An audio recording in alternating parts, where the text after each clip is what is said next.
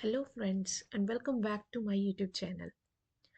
Have you ever felt unexplained swelling or rapid weight gain or shortness of breath? It might not just be a water weight, it could be hypervolemia. Too much fluid in your body can be dangerous, and most people don't even realize it until it's too late. Hypervolemia can lead to serious complications like heart failure, lung congestion. So let's talk about what causes it and how we can prevent it.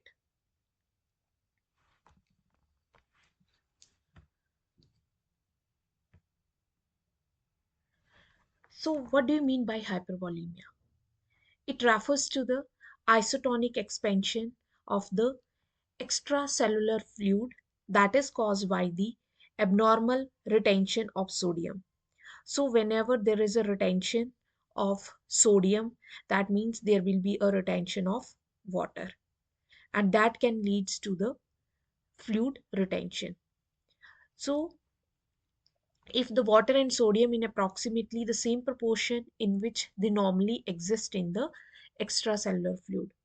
So most oftenly it is secondary to an increase in total body water. So that is the hypervolemia. Now we will see the causes of hypervolemia. So what are the most common causes? First one is the congestive heart failure.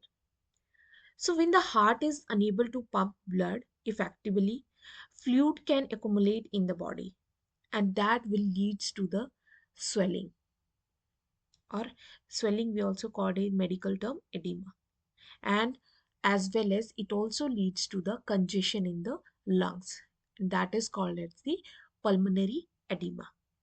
Second is the early renal failure. So as kidneys plays the crucial role in removing the excessive fluid from our body. So, when kidney functions decline, fluid retention increases, and that will further contribute to the hypervolemia. Other next is the IV therapy. So, excessive fluid this administration can also leads to hypervolemia. Receiving too much IV fluids such as saline, blood transfusions, and overwhelm the body capacity to remove the excessive fluid. If intake is more than the body is removing the fluid, so that can also lead to the hypervolemia. Then the excessive sodium ingestion, as I said, if sodium is more in the body, they will retain more water in the body.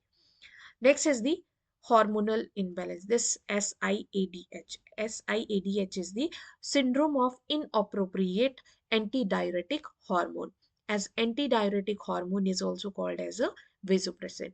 So in this, more amount of antidiuretic hormone releases, and that will cause the excessive or more sodium and water retention in the body, and that can lead to the fluid volume excess in the body. Then the corticosteroids, as cortisone is helps to maintain the electrolytes fluid balance in the body.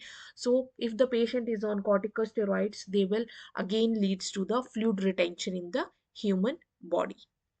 So these are the some of the causes.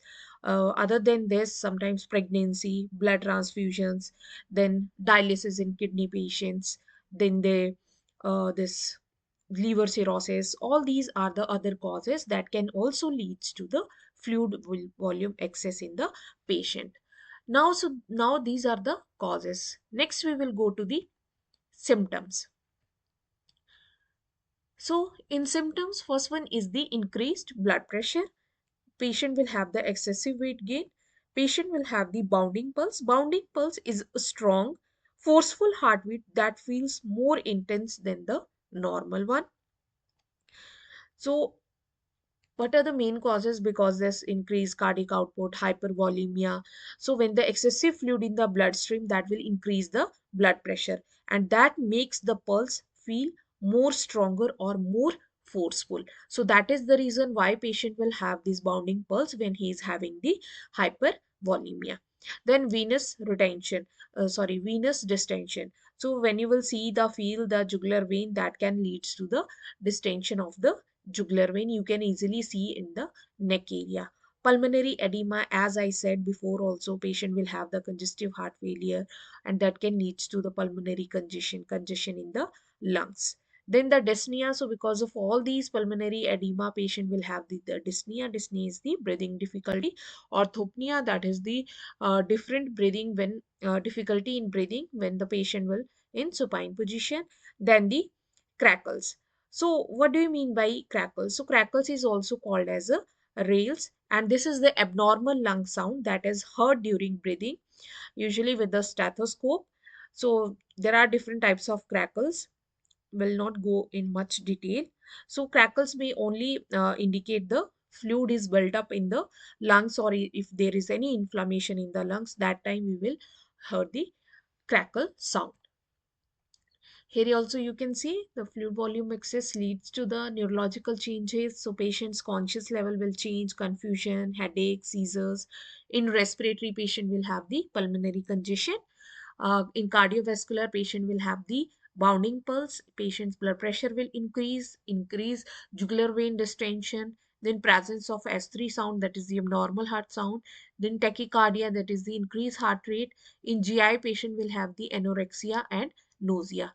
And because of the more fluid volume, patient will have the edema, so that can lead to the dependent pitting edema. So we should, whenever the patient will have the more edema in his body, we have to check his pressure points, because that can lead further injury to the patient.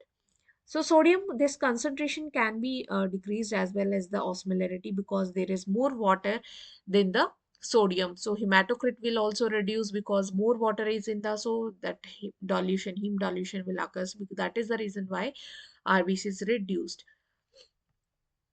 Then the management. So how we can manage this? So we have to give the diuretics. In diuretics, we can give the thiazide and loop diuretics. Example of thiazide diuretic is the chlorothiazide, and loop diuretics, furosemide, torsemide, and potassium supplements we can give, because potassium, if the potassium level is more, sodium level will come to uh, low level. Then nursing management. So nursing responsibility here, the this nursing diagnose we can make, like fluid volume excess. So patient, what all interventions she has to do, like she has to maintain the intake output chart at regular intervals to identify excessive fluid retention. Breath sound she has to assess at regular intervals in at risk patient, particularly if parenteral fluid are being administered. Then monitor the degree of edema in most dependent parts of the body, such as feet and ankle. Then if the patient is having dialysis, so if renal functions are so severely impaired, then we have to give the pharmacological agents cannot we act efficiently. That time we have to put the patient on hemodialysis, so that we can remove the excessive sodium and water from the body, or peritoneal dialysis can be used to remove the nitrogenous waste and control potassium and acid base balance, and remove the sodium and fluid from the body. So this is also one type of measure that we can take if the patient's renal functions are not proper. Here you can see how we do the dialysis. So we will put two cannula, inlet and outlet. So from inlet outlet, blood will come out, and that will goes to the hemodialysis machine. It will get filter over there, and then it will come back to the inlet. So in it will go again, after filtering it will again goes to the patient's body. Then controlling hypovolemia. So if it is important to detect fluid volume excess before the condition get so worse, so we have to always uh, keep the patient, or we have to maintain or promote the bed rest, restrict the sodium, then monitoring parenteral fluid, whatever fluid is going to the patient we have to always monitor for it. Then we have to see the administering the appropriate medication, whatever medications we are giving, we have to appropriately monitor it. Then regular resting period, because rest will promote the or favors the diuresis of the fluid to the patient, and sodium and fluid restriction should be instituted as indicated. And patient should be keep in the follower position, because patient is having the dyspnea, that is the difficulty in breathing.